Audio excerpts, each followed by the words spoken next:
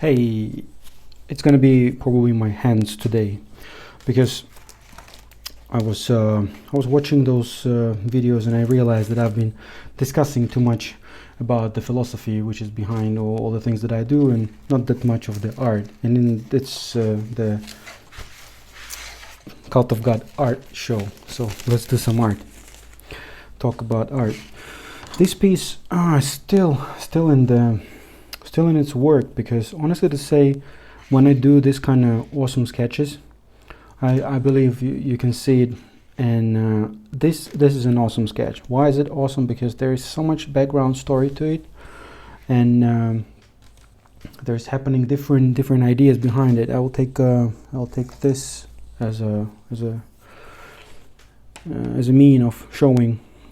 So as I mentioned earlier, I had something to do with occult studies and things like that. There are some things that I have understood properly, and I could have really I went deep with it, and some things which are on the ground level still. For instance, with the cards, I wouldn't say that I went very deep, even though I use them quite often, and I mean tarot cards, whatever you pronounce that, tarot, I guess. And I myself had the Crowley's set, the Thought, I think they're called, cards of Thought. I believe I bought them really some time ago, some 8 years ago, maybe something like that, and I still have them. And I started analyzing them, looking through them, and just looking at the drawings which were there, how they were depicted. So I was using some elements from there, like for instance this tower is the beginning of something new, and it's the resemblance towards some change that is always coming. Not always the best change, because the tower is being destroyed, and here also I have the destroyed tower. And yeah, I think that's the only one that I can come up with, because there is another one over here also. What I mean is that I was using symbolism, so I was taking pieces from different things. I was taking pieces, like for instance from some sci-fi art, some crystals over here with some sigils of my own. There is a demonic figure coming out of some sort of a portal, which is weird, and then there's this some Lovecraftian semi related creature over here, which is a rather strange thing, and then there's something from cyberpunk, and everything is happening in a face, and then there's this, it's some sort of a collage. And honestly to say, I'm a little bit scared of drawing it and putting color, because I don't think that I want to ruin it, and I have been procrastinating with this piece for some time. Also, there is this idea that when you are in when you're a serious artist, you do your work with oil paints, because that's the epiphany of being an artist. Like oil paints are just the highest thing that you do. But I do this either with the watercolors or with gouache, such a word. So yeah, I mean these things, I made a sketch of it digitally. I colored it, but I didn't like the colors, so probably I'm just gonna do it from head, as I usually do that. I just go with the flow, how the colors are talking to me.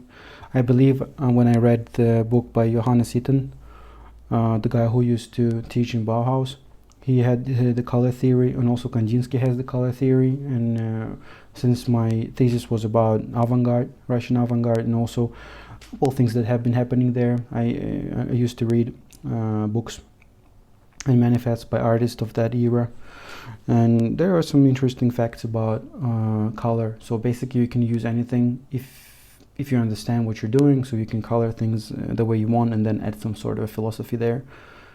So art is something behind craft, and craft would be resembling the pieces that are looking like they should be, like the eye and the nose and everything, they are in the same place. So it's not just stylized that much, because anyways this is going to be a graphic thing, which would be like not that much resemble to reality, but still the figures can be read and they're proportional, even though that they're mythical creatures, right? Some demonic figures, some crazy ass figures, and so on and so forth. But still, you can see that there is some sort of a correct way of putting the objects together. They are not that broken.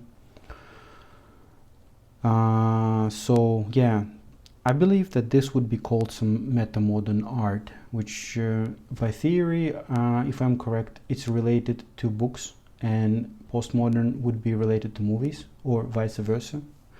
I think meta-modern would be movies. But I have this book by Vermeulen and the other guy, I always forget his name. That kind of an art historian and theorist I am, that I always forget the dates and names and whatnot. But because I don't do it like daily, I don't read this like constantly, I can always stand up and take the book from the shelf and take a look at it. But the main idea was that you would always have some sort of a link towards something. But this idea was very old, so linking is nothing new. Larionov, with his art in the early 1900s, when the avant-garde in Russia would develop, he would have this idea about the art, which would be called всёчество, everything. They would try to do everything. So this one is just the grandson, I believe, of what's that. And there is no national idea behind it, but it's the meta idea, so it's like a universal idea behind it.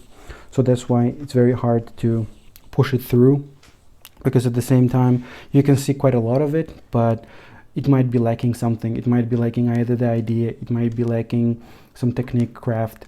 So plus overall education of people, cultural education of people is also, it means a lot. Yeah, that's what I want to say. So people need to be culturally educated, and not to look through some sort of a prism of national ideas, but to be open-minded and understand what is what and what is good and what is not.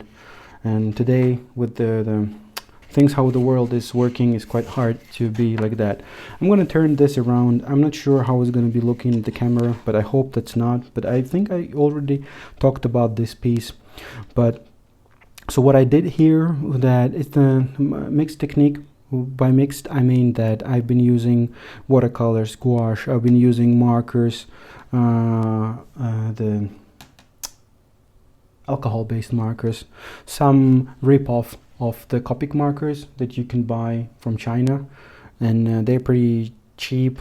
I would say like 80 colors in rubles, that would be some around 1500 or something like that, or around 2000, which is an equivalent to euros. I think it's something less than 100, way less than 100. Like way less, like some 10-15 euros. And in dollars, I don't know, something like that also. But I mean, you can always Google that shit, go online and find whatever, because here I'm not trying to impress anyone with my math skills or currency, whatever. I'm just sharing my art, and I'm using this language because the coverage is much bigger. I'm too lazy to write down the subtitles, so just yeah. Plus, I love English language; it's pretty cool. And me again explaining shit that I do. I think I'm lacking self-esteem and also confidence, but I'm working on it. Like this guy's dancing, right? I'm working on my self-confidence daily. So mixed technique. As I said earlier, this is some sort of a summer happening. This guy, this figure thingy, creature is representing summer, and this hippie, whatever, Mayan fella is the guy who is dreaming these things, and this creature is actually seeing the dream of this guy who's dreaming this fella dancing autumn king queen coming from the shed. That's where this thing lives. And this bird lives in this house. Look, it has the window. So, too much acid is never too much. So these things, they just give you the possibility to see things that are not there. So I see a lot of things which are not there. I mean, I fantasize about things which are not there. So when I was a kid, I remember I would be going like on the road, right, and then snow would be melting next to the road, and it would be dirty, and there would be those patterns, and I would be thinking about that there are some little creatures, like human-like creatures living there, and they have their own system, and I would fantasize about these things. It's one of those things that already put me into the perspective of thinking differently about some sort of a mythology happening. And what I read from Freud, it's just a little bit of it. I didn't read the whole book about the imagination and the artist. That kids usually imagine a lot, and then the grown-ups are afraid to imagine because they only fantasize about concrete things.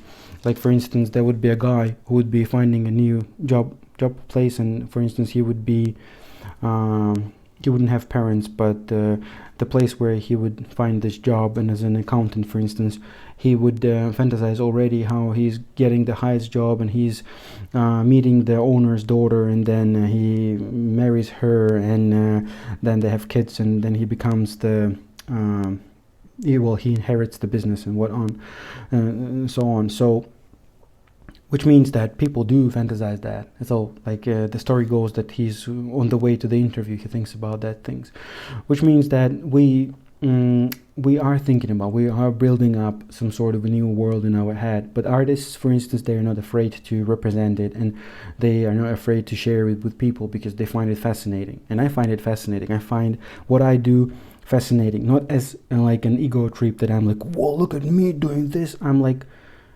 what is... I see art as a... I think everybody's seen the Marvel series of the Venom thing. I think it's something like that. It's something that it's a substance that comes to you, and you're like a transmitter. You're like a zombie, which is like this art is a parasite, but not in a bad way. But you are controlled by it, and art is something that goes through you, and you show it, and it's a totally different thing, and you need to study it as a separate thing, not as you, a creator, the one that you're through a medium through that. And I see art as a separate thing for me that I create, and then it's alive. I don't own it. I create it, and it's its own thing, and I respect it so much. That's why I love my art. I love it as a separate, totally separate being, which is, living its own life. Like here, for instance, there is so much dynamic there. This is a creature, a fella with some letters. So it's just taken out. As a close friend of mine said, that this all looks like when something is in a process of creation, like let's say a butterfly, like a worm becomes a butterfly, and then you cut it out and you open it up, and there's this middle process of something happening. He compared it to it. It's pretty much like that. It's like when you pause something, you're watching some stuff, and you pause the movie, and then there's this in the middle weird pose that the actors are taking, and the face is in a funny position. That's pretty much that. So it's a process that you paused, and you took a look inside, and you enhanced it, and this is just something that is in the middle of going somewhere. So not only there is dynamic as such, but there is also like an evolution going on inside of these things with the lines and stuff like that. And also this text is forming. So it's like a event that is in life, which is happening, and it's paused, and this is how the things are being formed somewhere in a different plane. Let's say, like, before your thought becomes a reality, it goes to different stages. So this is something like that. So in a, let's say that here's the final representation of the thought, and then there are, like, let's say layers, like 7 levels of it. So this whole thing would be somewhere in the middle. It would be like 4.5, and then you have posed it, and you're like, okay, so what is this now? And you understand that where it comes from and where it could be. So this could have been a real guy with a pointy hat, maybe some wizard, and then there would be some letters coming out. Maybe he's saying that, or maybe he's thinking about saying that, and since it's paused at some moment, this is what it looks like, him being in that moment, thinking about who he will become and who he is. in several seconds later, and this is what he's saying, but since it is still in the progress, it looks like this. Complicated, but interesting, and not many people would understand that. That's why maybe this is still so much on the ground, because at some point I want it to be like that, and because I'm a little bit afraid of being super popular and shit like that. Plus, I don't think I want it at some point, but I want it as well at the same time, and I feel myself like a 14-year-old girl that doesn't know what to do. I want it. Oh, I don't want it. I don't know. Should I? Or should I not? I don't know. Yeah, sometimes it's like that. So, hello, I'm an artist. Yeah, that's it, I think. So, this stuff, it's coming more. More is coming. Thank you for watching and listening. At this moment, there are 7 subscribers. I'm so happy. I'm so pleased. I'm so eager to continue doing that. I didn't even think about that this would be, this would bring so much joy to me. So thank you very, very much for watching and doing that. It means so much to me. And I really hope that this also intrigues and pleases you as well. So yeah, thanks a lot. And these are my fingers. So I'm here.